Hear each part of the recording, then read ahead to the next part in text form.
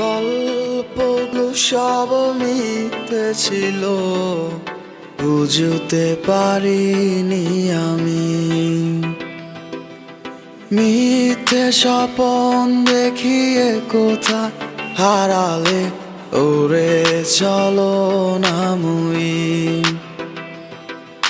বুকে জড়িয়ে কেঁদে বলেছিলে আমায় ছেড়ে যেও না।